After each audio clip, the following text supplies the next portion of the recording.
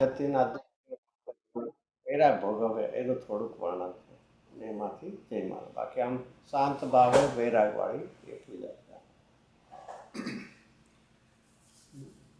મંગલમય સુપ્રભાત સ્વરૂપ પંચ પરમેષ્ઠી ભગવાનનો જય હો.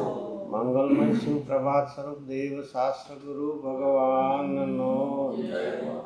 વાલા વિધિનાથ સિમંદર ભગવાનનો જય હો. વિતરાગ દે મેં તુમ ચરણ કમલ રહું પૂજહું તુમ જીન ગુણ અનિશી કરી ઉત્થાપના.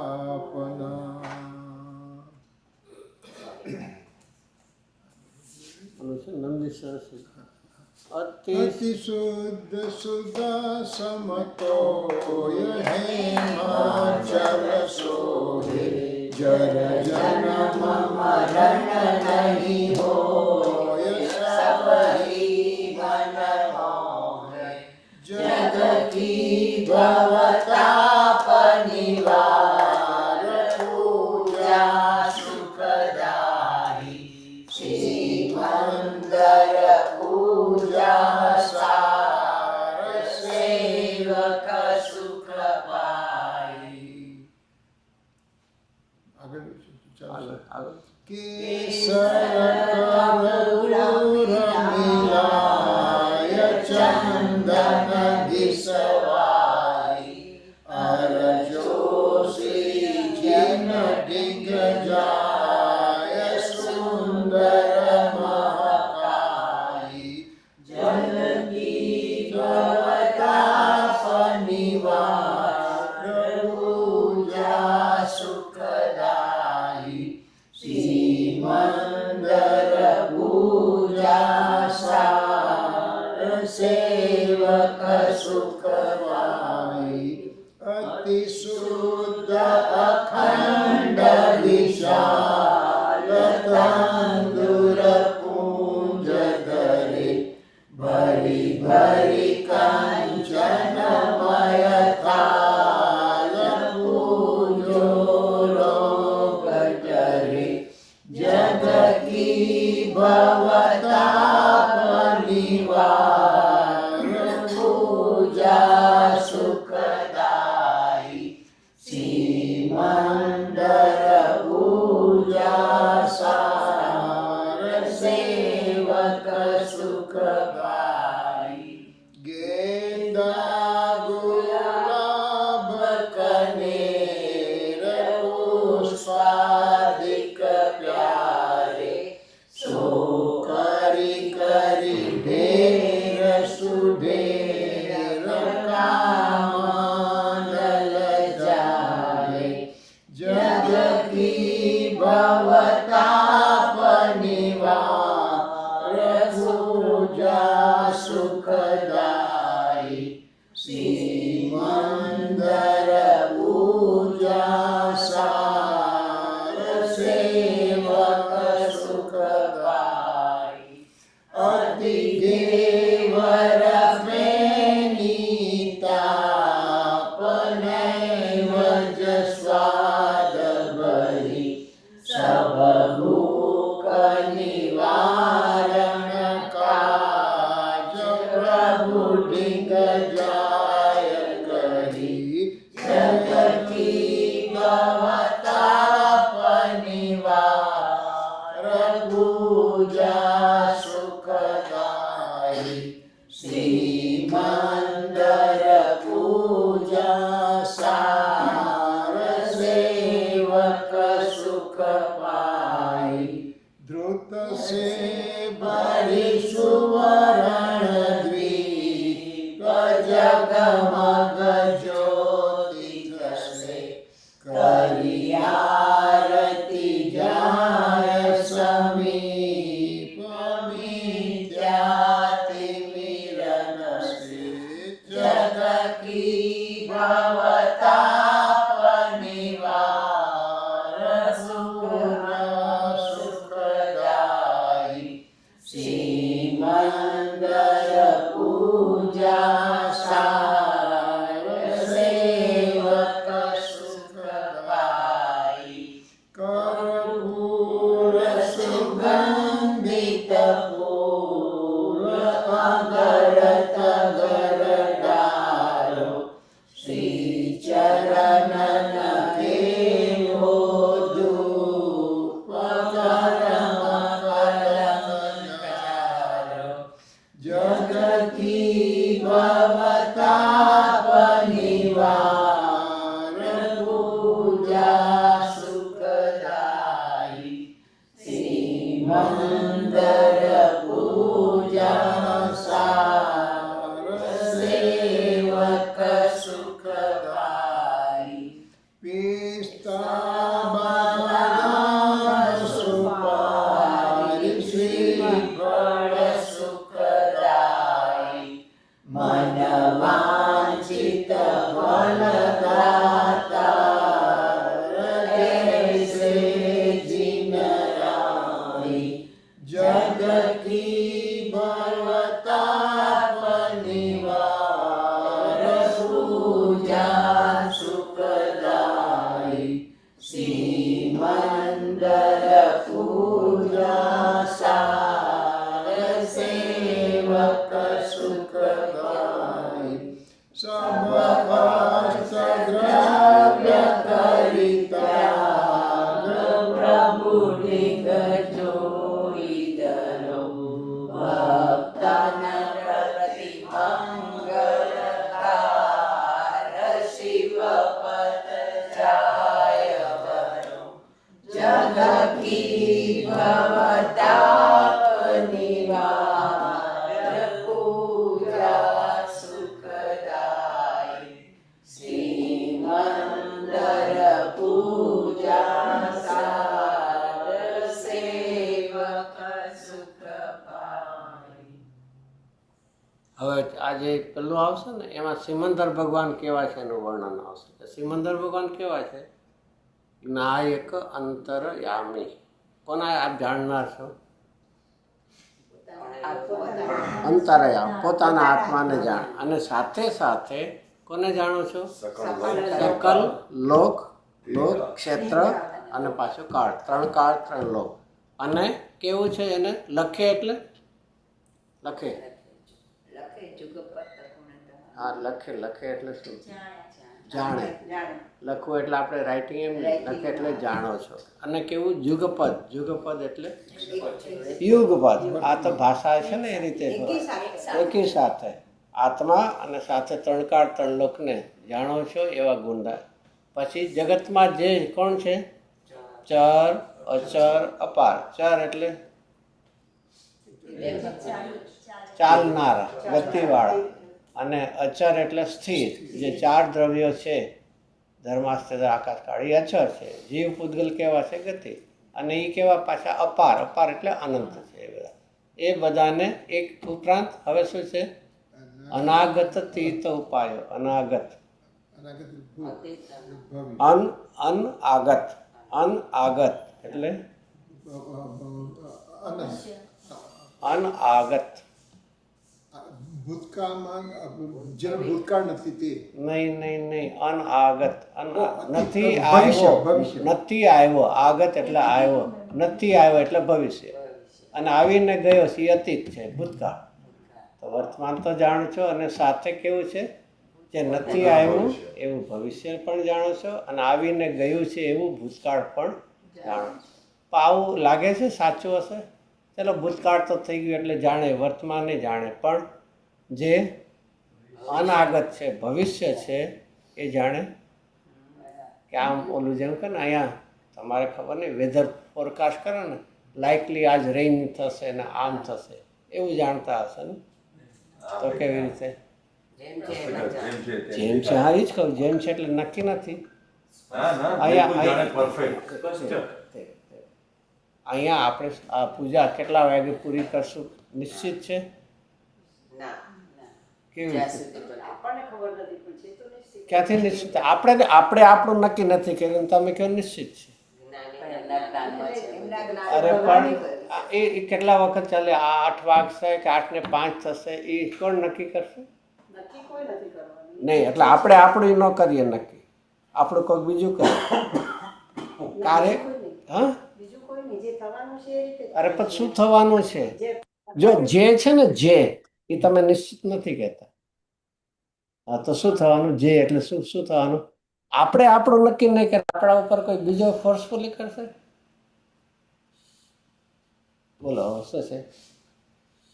નક્કી નથી કરતા પણ એ જાણવું જ્ઞાનીના જ્ઞાન પણ નક્કી નથી તો પછી આ એક મિનિટ લખ્યું એમ વાંચો ને. મારા પ્રશ્ન થોડા છે ને બધા મને ન સમજાય એટલે હું પૂછું તો. 3 કાળ કીધું ને.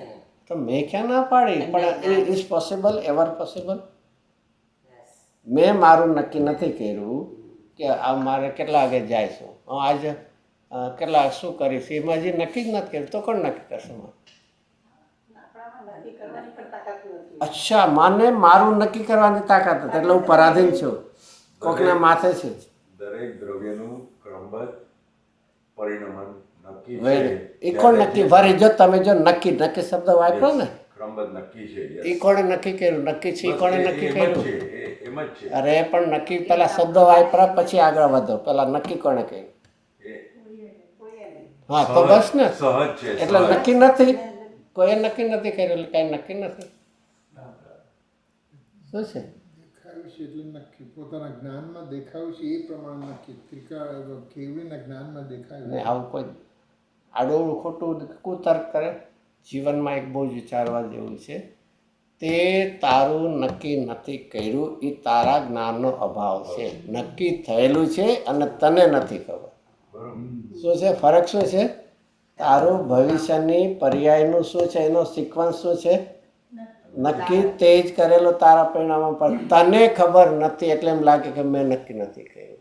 અને એ ભવિષ્યનું એક એના માટે પ્રવચન સાહેબને એક ગાથા છે કે જે વર્તમાનનું અને થયેલાનું જાણે એ તો સામાન્ય આપણે જાણી શકીએ, પણ એવી જ રીતે જો ભવિષ્યનું ભગવાન ન જાણે તો એનું નામ દિવ્ય જ્ઞાન કોને કહેવાય?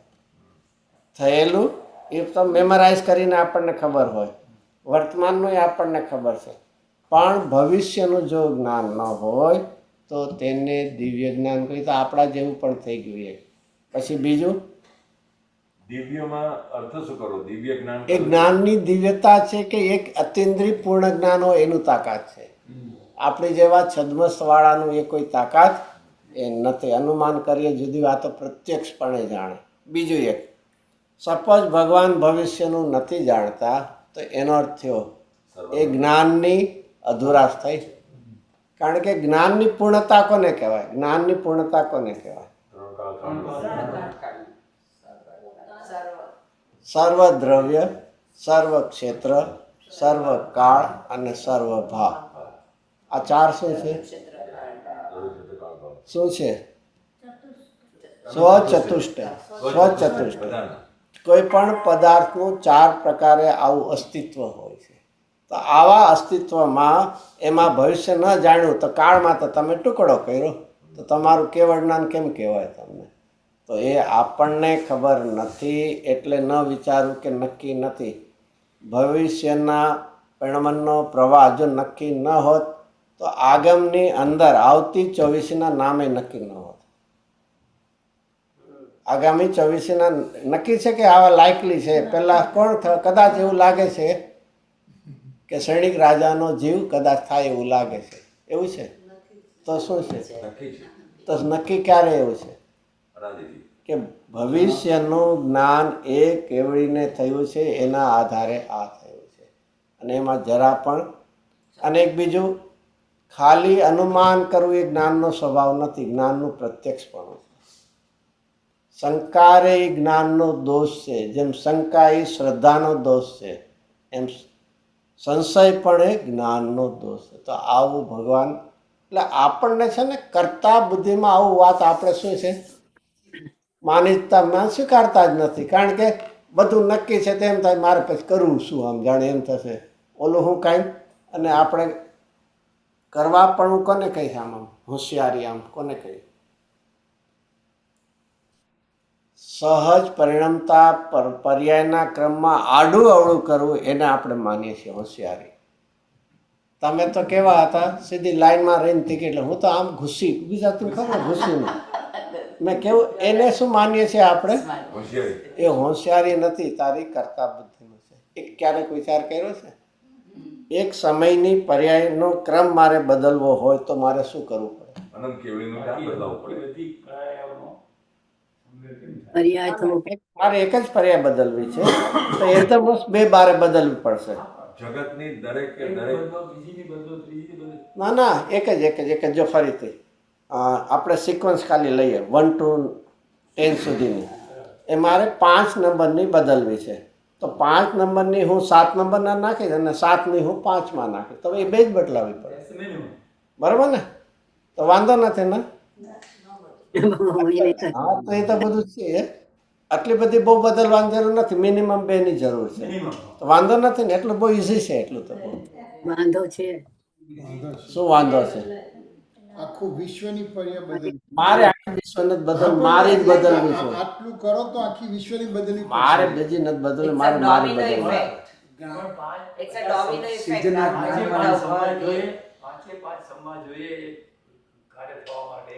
બધું હું બધું મેળવી લઈશ. બધું સિદ્ધના જ્ઞાનમાં જે આવ્યું છે એની આપણે જીવનમાં કરી શકું છું એ જ તો પછી બધી પર્યાય હું કરી શકું છું એટલી એ માન્યતા થઈ ગઈ. એટલી બધી માન નથી કે મારે ખાલી બે પૂરતી કરતા છે. ભાવ મળે, અકર્તા. આ તો હું કરતા છો, કાલે કરતું શક્તિ આવી હતી. ખાલી અકર્તા શક્તિ છે એમ નથી, કરતું એક આનાથી છે ને, નિર્મળ પર્યાય. આનાથી એક વિચારતા નથી આપણે ક્યારે. સપોઝ મારે 5 નંબરની પર્યાયને 7માં લે, 5 નંબરની પર્યાયમાં મને રાગ છે, બરાબર છે? તો હવે રાગ મારે બદલાવો છે, તો તે વખતે કર્મના ચારિત્રમોની પ્રકૃતિને બદલાવી પડશે. હવે તે વખતે નો કર્મરૂપ મિત્રને પણ કહું તું વયો જા. હવે એને બદલાવશું તો એ એના પણ કર્મને ન કર. વિચારી લો, અનંત જગતના અનંત પદાર્થોને બદલાવવાનો અભિપ્રાય છે અને એનું નામ અનંતાનુબંધી કસાય છે. એક પર્યાય પણ બદલવાના અભિપ્રાયમાં કેટલું બદલાવવું પડશે એ આપણને ખ્યાલ. એ અમસ્તું નથી આ આખું. 3 કાળ 3 લોક જાણે એટલે શું? કર્તાપણાનો અભિપ્રાય છૂટી જાય, જ્ઞાતાપણું પ્રગટ થાય. આ એક ખરેખર સર્વજ્ઞને માયના જાયણા કહેવાય છે. ક્રમબદ્ધ એક અમસ્તું નથી. ક્રમબદ્ધમાં એ ક્રમબદ્ધ શબ્દ છે ને, કઈ ગાથામાં આવે? 308 થી 311. એમાં સંસ્કૃતમાં ક્રમ નિયમિત છે, એનું ગુજરાતી કર્યું છે ક્રમનો. અને એ ગાથા શરૂ કરતા પહેલાના કળશમાં શું આપણને આપ્યું છે કે અહીંયા અકર્તાપણું સિદ્ધ કરે છે. એમાં 3 ગુણદેશી લિંક લેતા હોય છે. જે ગાથા છે ને 308 થી 11, એની પહેલા કળશમાં શું લખ્યું છે કે અકર્તાપણું સિદ્ધ કરે છે. અકર્તા સિદ્ધપણું કરવામાં કોનો સિદ્ધાંત આવ્યો? ક્રમબદ્ધનો. અને એ અધિકાર કયો છે? સર્વ વિશુદ્ધ જ્ઞાન અધિકાર. ત્યાંથી શરૂઆત થાય સર્વ. તો એનો અર્થ છે કે સર્વ વિશુદ્ધ જ્ઞાન સ્વરૂપ આત્માનો સ્વીકાર કરીશ તો અકર્તા થઈને ક્રમબદ્ધનો પરિણમનનો સ્વીકાર થશે. ત્રણેય છે. અથવા અકર્તાપણાનો પુરુષાર્થ છે તો ક્રમબદ્ધને માનીશ તો અકર્તા થઈ અને તું જ્ઞાતા બનીશ. ક્રમબદ્ધનો સ્વીકાર આપણને શું કરાવશે? અકર્તાપણાનો પુરુષાર્થ. અને અકર્તાપણાનો પુરુષાર્થ એ નાસ્તિથી છે, અસ્થિથી જ્ઞાતાપણું. તો જ્ઞાતાપણું પ્રગટ થાય તો સમજવું મેં ક્રમબદ્ધને માન્યું છે, નહીતર ક્રમબદ્ધના નામે પ્રમાદને સહીશ અથવા કરતા બુદ્ધિને સહીશ. એ રીતે આપણને અહીંયા સરસ છે. આમાં હવે એના પછી હે ભગવાન આપ કેવી રીતે જુઓ છો કે એ જેમ કોઈ રાજા હોય એ હાથમાં પોતાને કોઈ વસ્તુ હોય એને જોવે છે અથવા હાથની રેખાને જોવે છે, એમ તમે આ લોકાલોકને એક સાથે આવો જો છો. આવો અપાર એટલે અનંત જ્ઞાન બીજે ક્યાંય મેં સાંભળ્યું નથી. આપમાં જ હે ભગવાન મેં પામ્યો છું ને આજે હું આપના દર્શન પામ્યા. હવે આપના જ્ઞાનમાં મારું શું દેખાડું કે હું 4 ગતિમાં દુઃખ હું પામ્યો છું, એનું વર્ણન એમાં પછી આગળ આવશે. બોલીએ હવે આપણે આગળ બોલીએ. અહો શ્રીમંદરનાથ જ્ઞાયક અંતરયામી સકલ લોકતિરકાલ લખે જુગપત ગુણદામી જે ચર અચર અપાર અનાગત તીત ઉપાયો લોકાલોક નિહારી લખે કચ્છ નાહી છિપાયો આખ્યા જો કરમાહી સિદ્ધાર્થ દારી નિહારે અથવા અંગુરી રેખ લખે કર જુદ ઇકવારે ऐसो ज्ञान अपार और कहूँ नहीं सुनो है दर्शन को परताप तुही जिनवाही बनो है मैं दुख पाए घोर चतुर गति मारी गने रे तुमके छाने नाही कहा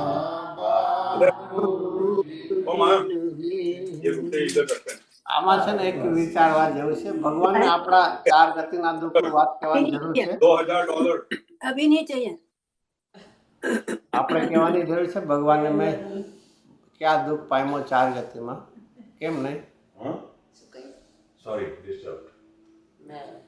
મેં 4 ગતિમાં દુઃખ હું પામ્યો એવું ભગવાનને કહેવાની જરૂર છે. એમની કરુણાની વાત પછી પહેલા આપણે કહેવાની જરૂર છે. મારું દર્દ હું એને બતાડું છું. હા, હું મારું દર્દ બતાડું. હા, એટલે ભગવાનને જ ખબર નથી એટલે ભગવાનને ખબર છે. તો પછી હું દેખાડી જરૂર કઈ નહીં, એ તો એક વ્યવહારિકતાથી કહેવાય. વ્યવહારથી ભગવાનની જોડે વાત કરાય. હે ભગવાન, તમે આપ તો જાણો છો, પણ આમ જેને કહે ને કોઈ છે ને કોઈની પાસે પોતાનું હૃદય ઠાલવે જાણી લે. એ રીતે એમ ભગવાન જાણે હું મારું હૃદય આપને કહેતા આપ તો જાણો છો મારું ભૂતકાળ ને ભવિષ્ય પણ જાણો છો.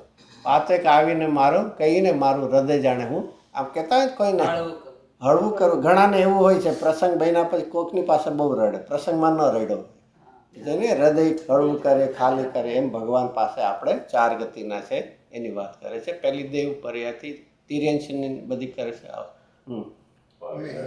સુખી સબ બાત ખ્યાત પિતુ જનની જાને માગ્યા વિન નહીં દેહી તોય પ્રયદાન નકાને પુણ્ય વસાય બાલ તપતે સુર થાયો અસ્તિ ઘોટક બેલ મહિષ અસવારી ગાયો પુરનાયુજુથાય તબે માલા મુરજાની અરતી તે તજી પ્રાણ કુસુમ પાય અજ્ઞાની. આમાં 3 ગતિ બતાવી છે, નરક નથી બતાવી. પહેલું સૌથી પહેલું મનુષ્યની આપણી છે. એના પછી કોની આ છે? બાળ તપથી ક્યાં પહોંચ્યા? એ દેવ પહોંચ્યા. અને જ્યારે પછી એની માલા જે છે એ મુરઝાય છે. એ તો શું ક્યાં ઉત્પન્ન થાય છે? કુસુમ ભાવ એટલે તિર્યંશ ફલમાં, ફૂલમાં. અને એક આનાથી કંઈક વિચાર આવે છે. એક દેવ છે અને આવી રીતે જો ઇન્દ્રિય વિષયમાં જ અટક્યો અને કાંઈ સાધના ન કરીને એમાં જ નાટક જોવામાં ને એમાં કુતૂહલમાં, તો અહીંયા એક પાંદડામાં જાય, ફૂલમાં જાય છે, એવામાં એનો અર્થ શું છે? ક્ષણભર પહેલાં શું અને ક્ષણભર પછી શું? શું દેવ હતો ત્યારે શું હતું? બધું વૈભવ ભૌતિક હતું. સુખ, સંયોગ. પછી હજી કાંઈ ઉમેરવું છે? લક્ઝરી બધી એટલે બહારનું બધું શાતાવેદીનું સાતવેદીનો ઉદય ચાલે બધું અનુકૂળતા સાતવેદીનો ઉદય હજી એમાં ઉંમર અને એમાં એમ બિલીવ કરે છે કે ત્યારે જ્ઞાનનો પણ ઉગાડ હતો. ત્રણ જ્ઞાનનો ઉગાડ હતો. ઉગાડ એટલે ત્રણ જ્ઞાન હતા અને પુણ્યનો ઉદય હતો. વિચાર કરો કે ક્યાં જ્ઞાનનો સક્ષમ વયો ગયો અને ક્યાં પુણ્યનો ઉદય વયો ગયો. ક્ષણભરમાં એ તિર્યંશ પર્યાયની અંદર એમાંય પણ આવા પાંદડામાં અને ફૂલમાં એક ક્ષોપસમ ત્રણ જ્ઞાનનો ક્ષોપસમ ક્યાં સુધી પહોંચી ગયો? એકેન્દ્રીયના ખાલી જ્ઞાનમાં પહોંચી ગયો. અને ક્યાં રહી ગયો કે એને કોઈ જીવ તરીકે નહીં માને ને પગ નીચે કચરી નાખશે ને કેવા છે જીવનમાં એક બહુ સારા ઉદયોની આખો પલટો અને એની સામે આપણી તૈયારી નથી ને એટલે આકુરતા વધતી જાય છે. જગતમાં ઉદયનો કોઈ દી ભરોસો ન કરવો, ક્યારે પલટશે એ. અને એ તો નિશ્ચિત છે, ઉદય છે એનો કાળ લઈને આવેલો છે તો પલટી જશે. અને તો એ પલટશે એ પહેલાં તારી તૈયારી રાખજો. આ રીતે એને વાત કરે છે. અને આ રીતે હે ભગવાન 4 ગતિમાં દુઃખ પાયો છે, ક્યાંય મારા ઉપયોગને સ્થિરતા નથી, ભટકા કરે. ક્યારેક ક્રોધ, પછી માન, છલ એટલે માયા અને લોભ. આ રીતે અને દિવસે દિવસે એ બધા કેવા છે વધતા ચાલે. એની વાત આગળ ऐसे दुख अपार सहे तिरता नहीं पाई, क्रोध मान छल लोभ तपी दिन दिन अधिकाई, तुम करुणा निधि की शरण आयो तत्कारी, दुख को कर निरवार अहो जगपति जगतारी, जगनायक जगदीश जगोत्तम दृष्टि निहारो, दास विचारी करो वपुते निरवारो, कुसंगति पाय सहे दुख और नहेती, निश्चय करि जानि लगे तुम वाणी सेती. ઓલું છે ને નાસ્તી દુઃખનું આવ્યું, હવે અહીંયા શું આવ્યું? અસ્થિનું આવ્યું કે હવે એમાંથી છૂટવા માટેનો ઉપાય તરીકે હું ક્યાં પહોંચ્યો છું? એ ભગવાન આપના શરણમાં આવ્યો. ઓલું પહેલાં ભગવાનની એમનું ગુણગાન કયા, પછી હે ભગવાન મેં આવા દુઃખ ભોગવ્યા છે, તમને ખબર છે, ચાલ ભાઈ વાત કરે. અને હવે આપને જોયા કે આપ એ બધા દુઃખથી રહી થયા તો આપના શરણમાં આવ્યો છું તો મારા દુઃખનો હવે ભગવાન તમે કહેવા મને એક દાસ તરીકે એક જીવનમાં એક વિચારવા ભગવાનનો દાસ કોણ હોય? ભગવાનનો દાસ છે, ભગવાનના માર્ગે ચાલી ભગવાનનો દાસ છે. તો મને એ રીતે દાસ તરીકે કરો. વપુ તે નિર્વારો, વપુ તે, વપુ એટલે વપુ એટલે શત્રુ, રાગ દ્વેષ મોહ જે છે એનો મને નિર્વાહ, એનાથી રહિત કરાવો બધો. અને એ આ રાગ દ્વેષ અને એ રીતે એમાં 8 કર્મ પણ લઈ લ્યો, પછી મુખ્યતઃ ભાવ કર્મ સાથે દ્રવ્ય કર્મ લ્યો અને 12માં સંયોગ પણ. તો એ બધાને એક ઓલા બધા નિમિત્ત છે, બાકી રાગ દ્વેષ મુખ્ય એ શત્રુ છે. અને એની સંગતિ પાય મેં દુઃખ એવા પાયમાં છે એનું કોઈ મર્યાદા નથી. આવું કાઢીને હું આપની વાણીનું હવે ગ્રહણ કરું છું. અને એમાં શું આવે છે? કર્મ વિચાર, એમ આપણની વાણીમાં એ વાત આવે છે. કર્મ કોણ છે? વિચારે કોણ? ભૂલ મેરી અધિકારી. આજે હું રેખડો છું કર્મને કારણે નથી, કોની ભૂલને કારણે? એમાં કર્મનું કેટલું છે? આમાં એવું તો લખ્યું છે. શું લખ્યું? હા, પછી આગળ વાંચો. હા, અધિકાય એટલે મારી ભૂલ 100% ભૂલ મારી. અધિકાય એટલે 100% ન આવે. અધિકાય એટલે વધારે. હા, વેરી ગુડ. એ મારી વધારે છે અને મારી 70% અને 30% કર્મની. બધી મારી છે. બધી અધિકાય, અધિકાયનો અર્થ કરો. અધિકાય છે ને એટલે મારી વધારે છે અને કર્મની થોડીક છે. ના ના કર્મની તો 0 ને આમાં એવું કાંઈ નથી લખ્યું. કર્મ છે જો ક્યારેય છે ને શબ્દો ઉપર બહુ ન વિચારવું. અહીંયા ગામાં જે પદ્ધતિ છે એમાં એની પ્રાસ મેળવવા માટે આવું લખ્યું. એક બીજું એક વિચાર એક છઢાળામાં આવે છે, લાખ બાત કી બાત નિશ્ચય ઉર આનો, એવું આવે છે. તો લાખની જગ્યાએ હું કરોડ કરું તો ચાલે પણ એ પ્રાસ નથી બેસતો એટલા માટે. પ્રાસ નહીં તો એને કે કરોડ વાત કરું એટલે બદલી જાય ને. અરે એ લાખ એટલે કહેવાનો શબ્દ, એમાં ફિગર ઉપર ન જવું. એમાં ઘણા કહે ને તારે 1000 વાર તું કહીશ તો નહીં, તો 1000 ને બદલે હું કહું લાખ વાર કહીશ તો માની જશો ને. તો એ ઉપર ન જવાનું. અને એટલા માટે ગુરુદેવ કે લાખ બાત નહીં, ત્યાં એમ વાંચું અનંત બાત કી બાત. તો જીવનમાં આ રીતે એક શબ્દ પ્રયોગ હોય છે. એનાથી એમ કે અધિકાર એટલે કર્મની ઓછું છે ને મારું છે એમ નથી. એ રીતે ને આ બહુ જ વિચારવા જેવું છે. જૈનમાં આવીને કર્મ ન માનવું, અન્ય મતમાં ઈશ્વર માને અને અહીંયા કર્મને કરતા માને, બે હરખા થયા. જગતમાં શું માને, કોને માને? આ બધી કોની લીલા છે? બધી ઈશ્વરની. ને અહીંયા આપણે કે આ કોણ બધું કરાવે છે? તો શું ફરક પાડ્યો આપણે એનો? ઉલટાનું એને તો કોઈક ચેતનમય માન્યું, અહીંયા તો આપણે જળને આપણા ઉપર માન્યું. તો અહીંયા એ આપણને કહ્યા છે.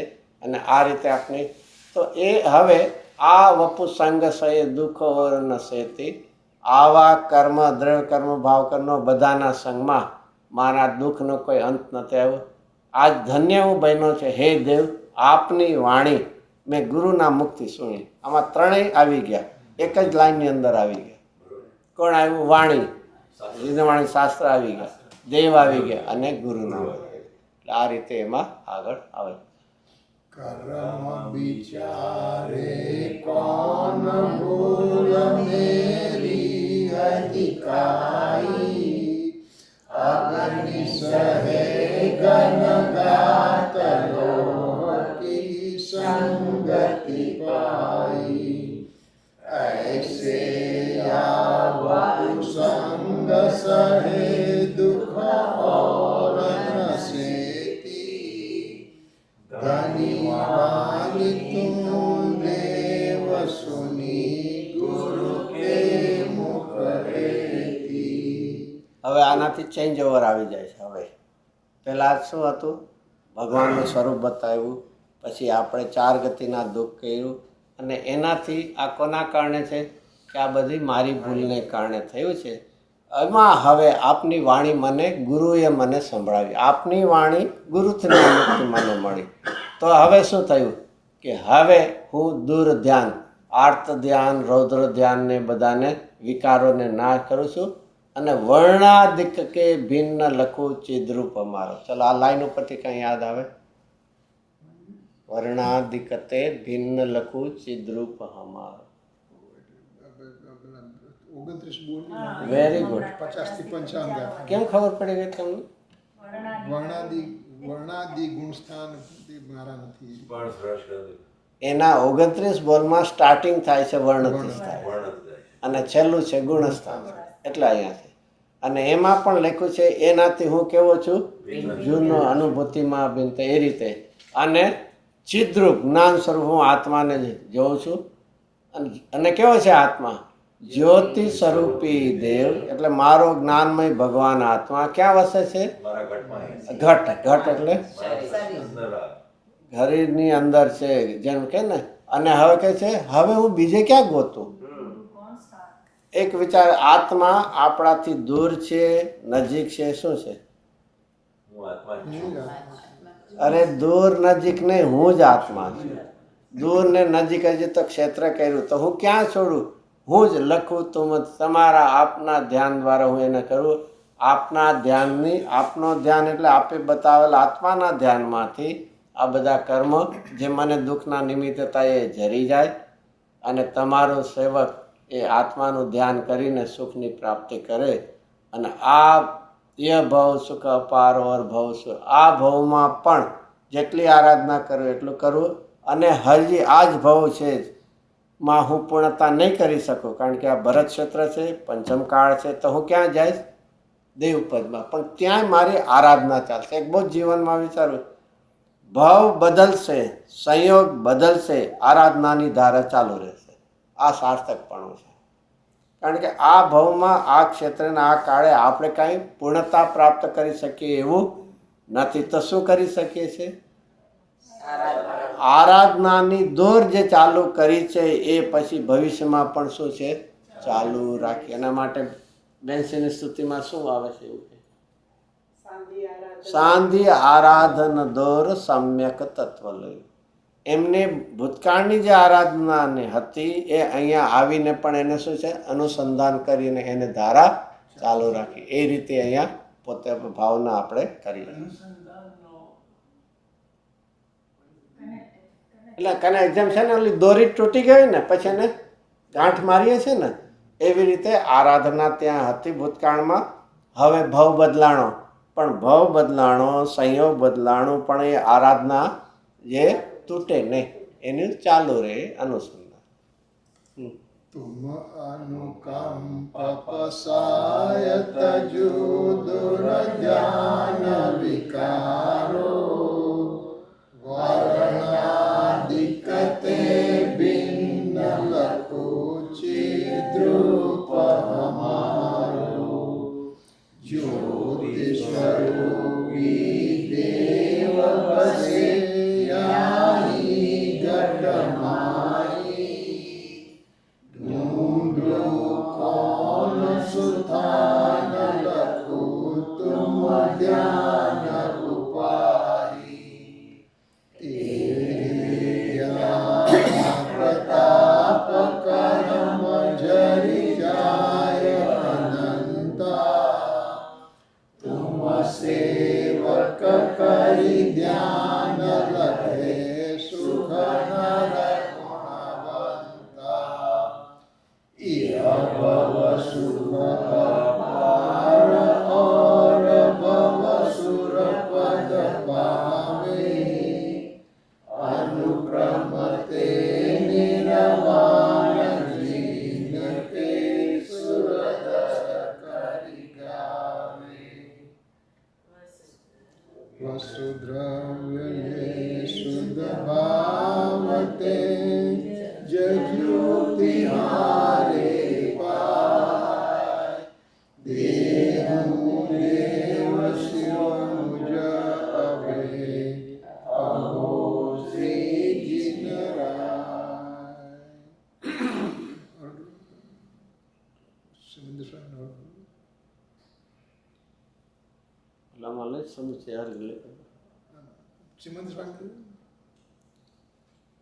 ઓમ રીમ શ્રી ભક્તોના પરમ સદભાગ્યે સુપ્રભાતે ભાવ પૂજાના અવસરે જંબુદ્વીપના સુદર્શન મેરુની પૂર્વ દિશાની પણ ઉત્તર તરફ આવેલ વિદેહ ક્ષેત્રના પુષ્કલાવતી વિજયના પુંડરીકિરી નગરમાં ગર્ભજન્મ કલ્યાણક પ્રાપ્ત, જેની મંગલકારી દિવ્ય દેશના સદાકાળ વર્તતી હોવાથી મોક્ષ માર્ગ ખુલ્લો રહે છે, એવા નિજ દ્રવ્ય ક્ષેત્ર કાળભાવની સીમા ધરનાર શ્રેયાંશરાય સત્યદેવી માતાના નંદન વાલા વિદ્યમાન જીવન સ્વામી શ્રી સિમંદરનાથ આદિ સમસ્ત જિનેન્દ્રદેવ વિતરાગતા પોષક જીનવાણી રત્નત્રય માર્ગ પર આરૂઢ આચાર્ય ઉપાધ્યાય સાધુ એ દેવ શાસ્ત્ર ગુરુભ્યો પૂજનાર્થે પંચ પરમેષ્ટિભ્યો પૂજનાર્થે અર્ઘમ નિરપામિતિ.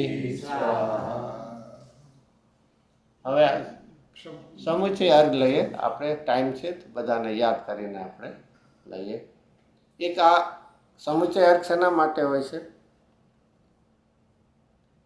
કે પૂજા આપણે મેક્ઝિમમ 1 કે 2 કરી શકીએ છીએ, પણ અહીંયા લઈને કે બધાને એ દ્વારા આપણે યાદ કરીને એમનું સ્મરણ કરીએ છીએ. એટલી બધી શક્તિ નથી કે અહીંયા આપણે ઘણીવાર એ પણ એક વિચારવું કે જીન મંદિર હોય ને, કોઈ પણ જીન મંદિર બનાવ્યું એમાં કેટલી પ્રતિમા હોય? 1 હોય, 3 હોય, બધા ચાલો 5 બધા. તો હવે એનો અર્થ થયો કે એમાં જે ભગવાન બિરાજમાન છે એટલા જ આપણને ગમે છે, બીજા આપણને ગમતા નથી.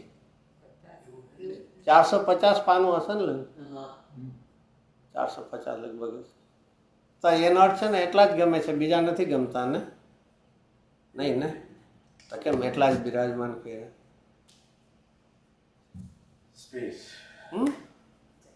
જગ્યા ને એ બધું એટલે એ વિચાર કરીને બનાવે છે, ખબર નહીં કેમ એવી રીતના બનાવે. હા તો બરોબર છે. તમે જીવનમાં એટલું વિચારવું, મારી જગ્યાની એક મર્યાદા છે, ભાવના નિપુણતા.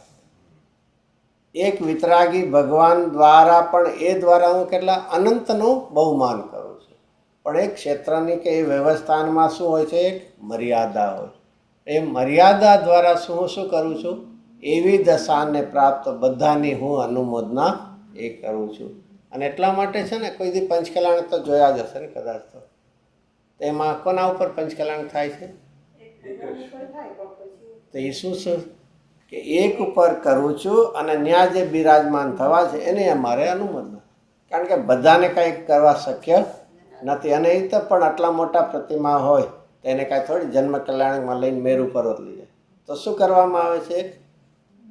એક ચલ પ્રતિમા, જે પંચધાતુની ચલ પ્રતિમા, એના ઉપર કરીને એ બધા ઉપર કર્યું છે એનું આરોપણ કરવામાં આવે. તો આપણે બધા પૂજામાં બધાને યાદ નથી કરતા, તો એક સમુચય એટલે બધાને. અને આવું કાંઈક કુનકુન આચાર્ય દેવે કર્યું છે? સમુચય એટલે બધાને સાથે સાથે ને એવું કંઈ? આપણે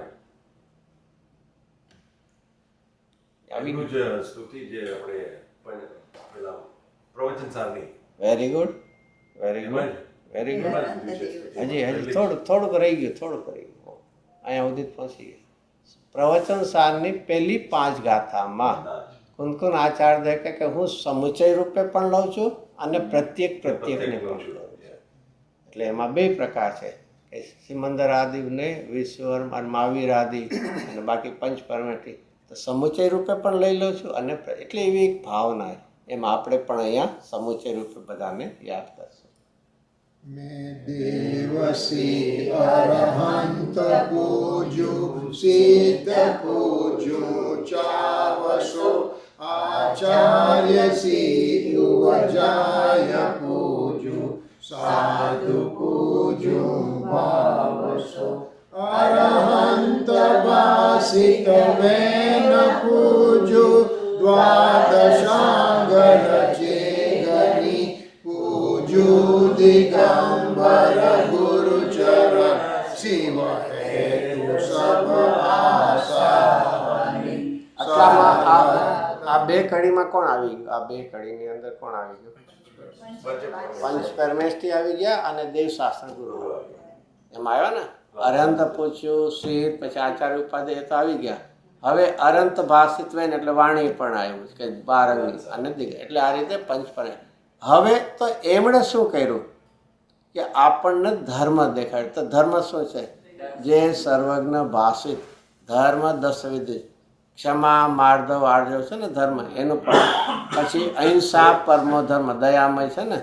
અને એ રીતે વિચારો તો ધર્મની બીજી વ્યાખ્યા કઈ છે? વસ્તુ સહાવદ, વસ્તુનો સ્વભાવ તે ધર્મ છે. હજી એક વ્યાખ્યા કુનકુન આચાર્ય પોતે લખી છે.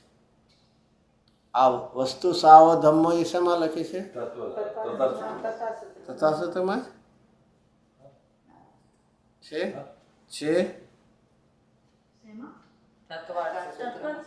છે. મને ગોતી ના આપે છે. તત્વસૂત્રમાં નથી. એક 12 ભાવના ઉપરનું આખું એક શાસ્ત્ર છે, નામ તો ખબર હશે, કાર્તિકીય અનુપ્રેક્ષા. 12 અનુપ્રેક્ષા પણ છે. આ તો થોડું ડિટેલમાં છે કાર્તિક. અને એમાં કાંઈ ધર્મનું આવે? કાંઈ ધર્મ ભાવના. અને એમાં એમણે લખ્યું છે કાર્તિકીય અનુપ્રેક્ષા. એમાં ધર્મ ભાવના. અને એમાં શું લખ્યું છે કે જે પદાર્થ જેનો જે સ્વભાવ એનો ધર્મ કહેવાય. સાકરનો ધર્મ ગળપણ છે, લીંબુનો ધર્મ ખટાશ છે. તો એ રીતે વ્યાખ્યા કે જે વસ્તુ છે એનો જે સ્વભાવ એનો શું કહેવાય? ધર્મ. ધર્મનો એક અર્થ પણ શું થાય? ધર્મ એટલે ધારી રાખેલો ભાવ. ધારી હતી ઇતિ ધર્મ, ધારી રાખેલો ભાવ છે. તો એને જે જે પદાને એટલા માટે છે ને ધર્મની વ્યાખ્યા એટલે સમય સારના બીજા શ્લોકમાં એવું છે કે એમાં દ્રવ્યએ જે ધારણ કર્યું તો દ્રવ્ય શું ધારણ કર્યા છે કે ગુણ ધારણ કર્યા છે. ગુણની સાથે એની પર્યાય પણ છે અને પર્યાય સાથે એના સાપેક્ષ ધર્મો નિત્ય અનિત્ય તો એ બધાને આખાને શું કહેવાય છે ધર્મ કહેવાય. આખું બધું એ ફૂલ સેટ છે. ધર્મ ઇઝ અ ફૂલ સેટ અને એના સબસેટમાં કોણ આવે એમાં બધું છે ગુણ અને એમાં ગુણમાં પણ એવા લખ્યા છે સામાન્ય ગુણ અને વિશેષ ગુણ. પછી એની સમય વર્તી પર્યાય અને સાથે શું લીધું એક અનેક નિત્ય અનિત સુધીના ધર્મ એ બધા શું છે ધર્મ છે. તો અહીંયા આપણે તો ફરીથી કુંદકુંદ આચાર્ય એક વસ્તુ સાવો ધર્મ તો છે. કુંદકુંદ આચાર્ય દેવે પ્રવચન સારમાં 6-7-8 ગાથામાં એમાં ચારિત્ર ખલ્લુ ધર્મ શું વ્યાખ્યા કરી છે. અને પછી એમણે જ અષ્ટપાઉડમાં દર્શન પાઉડમાં 3જી ગાથામાં શું કીધું કે આવું ચારિત્ર રૂપ ધર્મ છે એનું મૂળ દંસણ મૂલો ધર્મ. ચારિત્ર તે ધર્મ આવું શા માટે લીધું કે મોક્ષ પહેલા ચારિત્રની પૂર્ણતા થાય. સમ્યક દર્શન તો ક્યારથી શરૂ થઈ ગયું છે ચોથેથી. પછી તો ઘણું પણ લાંબો કાળ હોઈ શકે. સમ્યક દર્શન થયા પછી મોક્ષે જવાનું નિશ્ચિત કે અનિશ્ચિત છે તો કેટલો સમય લાગે વધારેમાં વધારે 15 ભાવ એ ટકી રાખ્યું તો અને પડી ગયા તો અર્ધ પૂતગલ પર આવે તો એ તો નિશ્ચિત છે. પણ જ્યારે ચારિત્ર જે છે શ્રેણીને તો તેને તરત થતું હોય છે એટલા માટે એ ચારિત્ર ખલ્લું ધમ્મ. બાકી સમ્યક દર્શન એનું મૂળ તો વૃક્ષ ને વૃક્ષનું મૂળ બે એક જ જાત હોય કે જુદું હોય. તો એ રીતે સમ્યક દર્શન એ ધર્મનું મૂળ. તો એ રીતે આપણને અહીંયા વાત કરી અહીંયા અને એમાં રત્નત્રય અને ષોડશ જે છે ને ષોડશ ભાવના એ કોને માટે અનુલક્ષીને છે તીર્થંકર નામ કર્મ બંધન એટલે એ બધા માટે એપ્લાય નથી. બધા માટે શું છે ધર્મ જે 10 લક્ષણ આદિ છે પછી અહિંસા પરમો ધર્મ રત્નત્ર એ ઓલું જે ષોડશ ભાવના છે દર્શન વિશુદ્ધિ આદિ ષોડશ ભાવના એ બધા માટે નથી. એ તો તીર્થંકર જે હોય છે એના માટે. અને એ રીતે કરીને હવે આના ઉપર આવ્યું પંચ પરમેષ્ઠીને યાદ કર્યા એમણે કહેલો ધર્મને યાદ કર્યો અને હવે કહે છે આ ક્ષેત્ર હવે લેશે કે ત્રણેય લોક જે છે એમાં જે કોઈ કૃતિમત આ બધા હવે ક્ષેત્ર આવ્યા. ઓલું શું કહેવાય જે આત્માથી દ્રવ્ય છે પછી એને જ્યાં ક્ષેત્રમાં આરાધના ને સાધના કરી ક્ષેત્ર મંગલ છે. જેમ કે ને એ આત્મા જે છે પંચ પરમેષ્ઠીમાં છે એ બધા દ્રવ્ય મંગલ છે. એ આરાધના જ્યાં કરી ક્ષેત્ર મંગલ છે. જે કાળે કરી કાળ મંગલ છે અને એ રત્નત્રય છે એ ભાવ મંગલ છે. તો અહીંયા એ રીતે આપણને એ ક્ષેત્રની વાત કરશે પછી નિર્વાણ ક્ષેત્રની વાત કરશે અને અંતે પછી 24 ભગવાનને અને બધા 20 ક્ષેત્રના તીર્થંકરોને કરીને આખું સમુચય પૂરું કરશે. સર્વજ્ઞ ભાષિત ધર્મ દસ વિધિ દયામય પૂજુ સદા જજી ભાવના ષોડશ રતન ત્રય જા વિના શિવ નહીં કદા त्रैलोक्य के कृत्रिम चैत्य चैत्यालय जयु पटमेरु नंदी सरजिनालय खचर सुर पूजित मयु कैलास श्री संवेद श्री गिरनार गिरि पूजु सदा चंपापुरी पावापुरी पुनि और तीर्थ सर्वदा 24 श्री जिनराज पूजु 20 क्षेत्र विदेह के नामावली एक सहस वसुजय होय प्रति शिवनी जलकंदाशत पुष्प चरु दीप धूप फलदाय सर्व पूज्य पद पूज्य भव विधि બોલો બોલો. તમે આખું expand કરો. હવે જો આપણે થોડુંક લખ્યું છે એમાં થોડુંક વિસ્તાર કરીને તો અરિહંતના કેટલા ગુણ હોય છે? 46. સિદ્ધના 8, પછી આચાર્યના 36, ઉપાધ્યાયના 25 અને મુનિરાજના 28. આમાં એક ખાસ ધ્યાન રાખવું કે જે 46 અરિહંતના લીધા છે ને એ કોને અનુલક્ષીને લીધા છે? તીર્થંકરને અનુલક્ષી. બધા અરિહંતને આવું હોતું નથી, કારણ કે બધાને એમાં તો 10 જન્મથી હોય, તે 10 જન્મથી હોય છે તો તીર્થંકરને અનુલક્ષીને, અને એમાં અતિશય બધા ઘણા હોય છે. 8 પ્રાતિહાર્ય, તો બધા 8 પ્રાતિહાર્ય બધાને ન હોય. ગંધકુટીને એવું બધું થોડું હોય, કોમન જે હોય, બાકી બધું હોય એવું. અને છતાં એ મુખ્યતા એ આખું ગણી. અને બીજું પણ આચાર્ય, ઉપાધ્યાય અને સાધુને એના જે ગુણો છે તો આચાર્યના 36 આચાર્યને જોઈએ, ઉપાધ્યાયને ન હોય, એને પણ હોય છે. આ તો એક જુદું દેખાડામાં. હા, એટલું છે કે એ 36 ગુણ આચાર્યને પણ છે, ઉપાધ્યાય છે અને સાધુને. હા, ઉપાધ્યાયના 25 ગુણ 11 અંગ ને 14 પૂર્વનું એ બધાને ન હોય. એ રીતે. અને મુનિરાજના 28 મૂળ ગુણ બધાને ત્રણેયને હોય. પછી એનાથી આગળ વધીએ તો દેવ શાસ્ત્ર ગીર, તો આપણે આત્માવલોકનમાં થોડુંક આવી ગયું. દેવ કોને કીધા? સર્વજ્ઞને વિતરાગ કીધા. પછી શાસ્ત્ર કોને કીધી? વિતરાગતા પોષક છે. અને ગુરુ કોને કહે છે? એ જ વાત વિતરાગતાની બાબત પોષક વાત કરે છે આપણને. એ ગુરુ છે. ઉત્તમ સમાધિ 10 ધર્મ. એમાં એક ઉત્તમ શબ્દ કોને માટે લાગુ પડ્યો છે? કોને માટે? મુનિરાજને માટે. સમ્યક દ્રષ્ટિને માટે સમ્યક છે. આ જે 10 છે મુખ્ય કોને છે અનુલક્ષીને? મુનિરાજને માટે છે. અને એમાં શરૂઆત શેનાથી કરી છે? કસાઈથી સામે કરી છે. ક્ષમાની સામે, એ ક્રોધની સામે ક્ષમા છે. માનની સામે માર્દવ છે. માયાની સામે આર્જવ છે.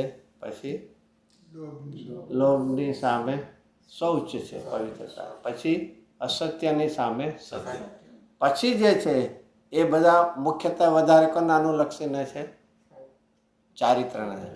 તપ, ત્યાગ, આકિંચન્ય, બ્રહ્મચર્ય બધા છે ને, બધા કોને અનુલક્ષીને? મુનિરાજની ઉત્કર્ષતા. પછી અંશે બધા સમ્યક દ્રષ્ટિને હોય એની વાત નથી, પણ આ ઉત્તમ. અને એમાં આ બધા લીધા. હવે એના પછી સંયમ. સંયમની સામે શું હોય છે? સંયમ એટલે અસંયમપણું જે છે પાપ, એનાથી. પછી તપ. તપ એટલે ત્યાગ. ત્યાગ એટલે મમતાથી રહિત. તપ એટલે ઈચ્છાથી રહિત. એના પરિગ્રહ. પરિગ્રહથી રહિત અપરિગ્રહપણું, અકિંચન્ય. અને છેલ્લે મૈથુનથી રહિત બ્રહ્મ. આ રીતે એ 10 ધર્મની આરાધના છે એ. અને એનાથી દર્શન સુધી આપણે જે લીધું એમાં દર્શન વિદુથી પ્રભાવના સુધીના 16 છે એ ભાવના છે. પછી ત્રૈલોક સંબંધી, જો આ એક ભાવના છે ત્રૈલોક સંબંધી કૃત્રિમ. કૃત્રિમ એટલે જે બન્યા છે અને પાછા ક્યારે પણ એનું નાશ થઈ જતો હોય છે. પણ અકૃત્રિમ છે એ કોણે બનાવ્યા છે? તમે આટલું ઇઝી બોલો છો, પણ કોકે તો બનાવવા જોઈએ કે નહીં? એમને કાંઈ થોડી બની જાય છે. કોઈ કાર્ય હોય તો એનો કરતા હોય કે ન હોય? હોય ને. ફરીથી, કરતા કોઈ કાર્ય છે તેનો કરતા હોય કે ન હોય? બિના કરતા કોઈ કાર્ય થાય? આ તો મંદિર છે તો એને કોઈને કોઈ કરનાર તો હશે કે નહીં? ફરીથી એનો એ શબ્દ પણ શાશ્વત છે, તો એનો અર્થ કે કર્યા વગર કોઈ કાર્ય થાય એમ કહી દો તમે. હવે ક્યારથી હતું? અનાજ તેને કોઈ કર્યું નથી ને, તો કરતા વગર કોઈ કાર્ય થયું ને.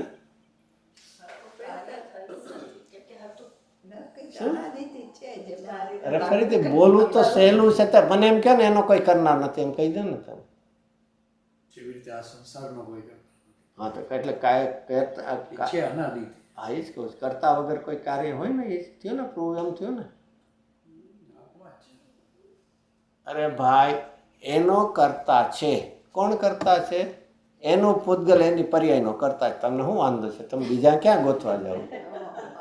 ખબર નહીં આ બધું. એ પણ છે ને મંદિરની રચના તો પૂતગલ છે કે નહીં? એક પરમાણુ સ્કંદ છે કે નહીં? એને કોણ રચના છે? એના પરમાણુ છે, એના કરતા છે. આપણે કેમ બધા બીજા જ દેખાય આપણને? અરે એ પણ એક દેખાડે છે કે કુદરતમાં એવા પરમાણુ છે કે એનો આકાર જીન મંદિરમાં અનાદિ અત્યારના એમાં પણ સ્કંદો આવજા કરે, પણ આઉટલુક એવું ને એવું હોય છે. એલિવેશન જેમ કે ને, બાકી એની અંદર પણ શું છે? અત્યારના પરમાણુ સ્કંદો આવજા કરે એવા. અને આ એક અકૃત્રિમ મંદિર કઈ રીતે જાહેરાત છે? કઈ રીતે? જૈન ધર્મની અનાદિપણાની જાહેરાત છે. આ જૈન મંદિર જે છે એ કોને જાહેરાત કરે છે? કે જૈન દર્શન પણ કેવું છે? એનો કોઈ સ્થાપક નથી.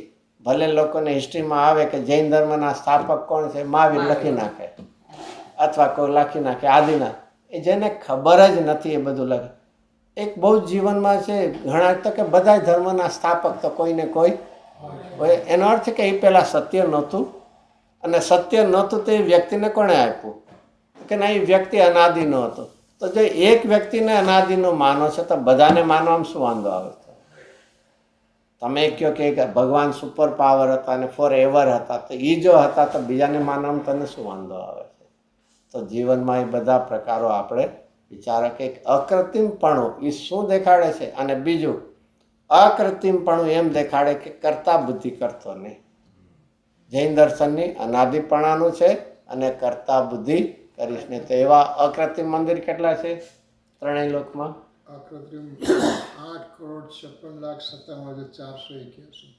એટલા બધા મંદિરો છે. મંદિર, અને એક એક મંદિરની અંદર 108 108 પ્રતિમા. એક એક પ્રતિમાની હાઈટ 500 ધનુષ. વિચાર કરી શકે મંદિરની વિશાળતા શું હશે.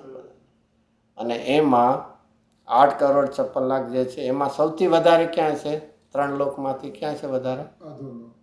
અધોલોકમાં હોય. ત્યાં તો કોણ રહે છે? નારકી. હા, તો ત્યાં હોય. નારકી સાથે એ દર્શન કરવા જાય. ભવનવાસી દેવો છે. એવું જાય ને? પહેલી નરક છે એના 3 એના લેયર છે. એમાં અપર લેયરમાં ભવનવાસી જે દેવો છે એના નગરો છે. અને ત્યાં 8 કરોડ 56 લાખ એમાંથી 7 કરોડ 72 લાખ મંદિર ત્યાં છે. ઓ બાપરે થઈ ગયું. તો શું છે? આપણા મધ્યલોકની અંદર કેટલા છે? 458 છે. અને પછી બાકીના 84 લાખ જેવા ઓડ ફિગર છે એ બધા ક્યાં છે? ક્યાં છે?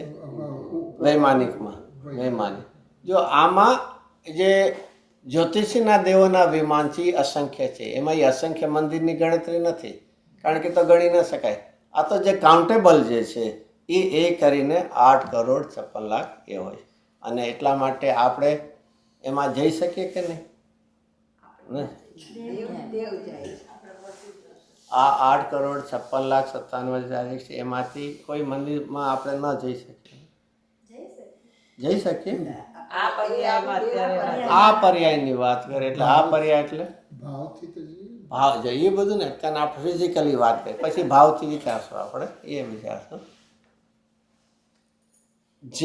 જે અઢીદીપની અંદર છે 5 મેરુ, અને એમાં ત્યાં સુધી વિદ્યાધર રાજા જઈ શકે છે, ચારણોદીદાર મુનિરાજ જઈ શકે. આપણે અત્યારે મિથ્યા એ રીતે નહીં, કારણ કે એ બધા ક્યાં આવ્યા છે?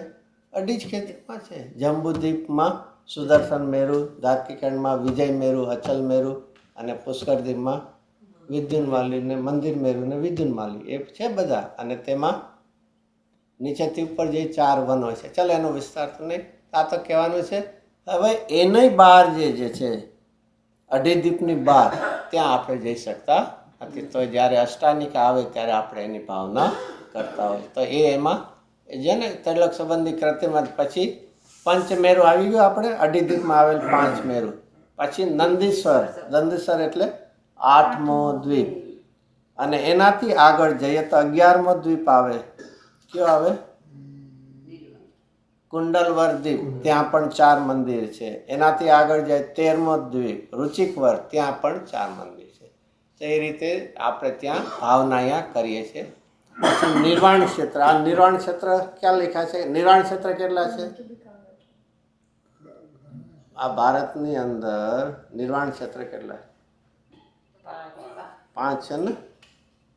એક પ્રદેશ નિર્માણ છે. હા, એક પ્રદેશથી નિર્માણ થાય. ઓ આ તો છે. આ તો નોન. એમ તો અઢી દ્વીપમાં કોઈ જગ્યા ખાલી નથી જ્યાંથી ન મોક્ષે ગયા હોય. આ તો નોન જગ્યાની વાત. નિર્વાણ ક્ષેત્ર કેટલા છે? આ તો બોલો ને, સમિત શીખ 5 જ છે ને?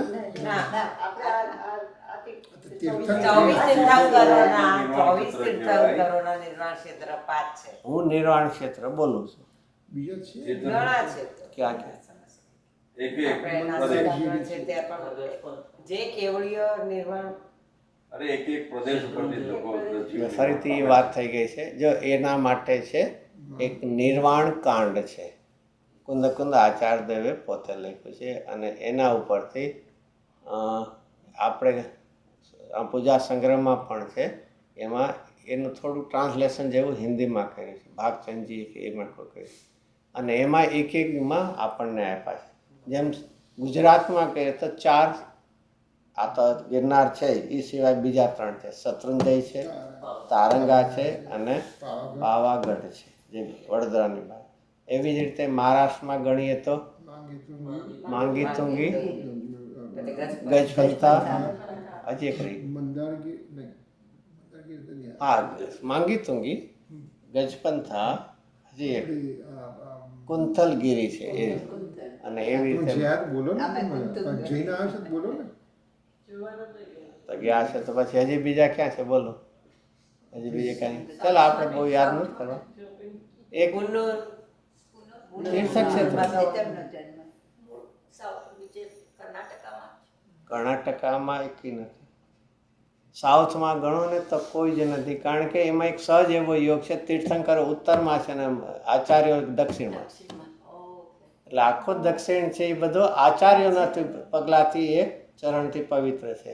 અને જે તીર્થંકરો જે છે એ કેવા છે? અપમાં છે પોતા છે જે યોગ છે, કારણ કે દુષ્કાળ પડ્યો તો એટલે બધા ત્યાં. છતાં એક હજી સાઉથમાં કદાચ ગણો તો ગણો, અથવા જેને ઈસ્ટ સાઉથ ગણો તો ઓરિસ્સાની અંદર એક કયું છે? ખંડગીરી છે, અને ત્યાંથી 1 કરોડ મુનિરાજ અને બીજા 500 મુનિયાથી મોક્ષ પામે. બાકી ઘણા છે બીજા. ચલો, એ તો જ્યારે હોય ત્યારે. આ તો ક્યારેક ભાવનાથી નિર્વાણ કાંડ ભાષા એ કોઈને જોવું તો યુટ્યુબ ઉપર સુંદર અવાજથી ગાયેલી છે, અને એના પિક્ચર આવતા. જેવી રીતે કૈલાસ આવ્યું તો એક હિમાલયની રેન્જ આવે, પછી શિખરજીની આવે, ચંપાપુરી. એ ક્યારેય પણ ભાવનાથી સાંભળવા જેવું છે, સુંદર અવાજથી. એ યુટ્યુબમાં પણ મળશે આપણને. એ નિર્વાણ કાંડ એને કહેવાય. પછી એનાથી આગળ આપણે ક્યાં પહોંચ્યા? બસ પૂરું થઈ ગયું. 24 ભગવાન અને ઋષભદેવ ભગવાન 24 અને સિમંદર. જો આમાં કોઈને છે ને સંસ્કૃત બોલવાનું, ઋષભ આદિ, પછી શું શબ્દ છે? ચતુર્વિંશતિ. વી ઉપર મીંડું છે, વિસંતિ નહીં, વિંશતિ. વિસંતિ ને સ પછી અડધો ન બોલવો, વિંશતિ બોલવું. અને ચતુર એટલે 4 અને વિંશતિ એટલે 20. અને એવી રીતે આતા જરા બોલતા આપણને ખ્યાલમાં. હવે આટલું બોલી લીધું. આટલું બોલ્યું, આટલું બધું. ઓમ રીમ શ્રી અનંતજી સિદ્ધજી આચાર્યજી ઉપર આટલું એક્સપાન્ડ તો ખુલ્લો કરી દે. 36-47 we are already up. ઓમ રીમ શ્રી અરમ સિદ્ધાચાર્ય ઉપાધ્યાય સર્વ સાધુ દેવશાસ્ત્ર ગુરુ ઉત્તમ ક્ષમાદી 10 ધર્મ દર્શન સિદ્ધાદી 16 ભાવના ત્રૈલોક્ય સંબંધી કૃત્રિમ અકૃત્રિમ સમસ્ત ચૈત્ય ચૈત્યાલય પંચમેરુ સંબંધી ચૈત્ય ચૈત્યાલય નંદીશ્વર સંબંધી ઝિંઝિનાલય નિર્માણ ક્ષેત્ર શ્રી કૈલાસ સમ્યતગીરી ગિરનારગીરી ચંપાપુર પાવાપુર આદિ સિદ્ધ ક્ષેત્ર શ્રી ઋષભાદિ ચતુર્વિંશતિ જીનેન્દ્રદેવ શ્રી સિંહદ આદિ વિંશતિ જીનેન્દ્રદેવ આદિ સમસ્ત પૂજ્ય પદેભ્યો અનપ્રાપ્તે મહા અર્ઘમ ભાવ અર્ઘમ નિરૂપામિતિ સ્વાહા. બોલો શ્રી આદિનાથ ભગવાન કી બોલો શ્રી સિમંદર સ્વામી ભગવાન કી બોલો મહાવીર સ્વામી ભગવાન કી 24 તીર્થંકર ભગવાન કી જય જય જીનેન્દ્ર. આપણે 1 કલાક પછી મળીએ. જય જીનેન્દ્ર. હા, 1 કલાક પછી હેમંતભાઈનો સ્વાધ્યાય રહેશે. જય જીનેન્દ્ર. 1 કલાક પછી ગુરુદેવનું પ્રવચન રહેશે ને પછી હેમંતભાઈનો સ્વાધ્યાય રહેશે. જય જીનેન્દ્ર.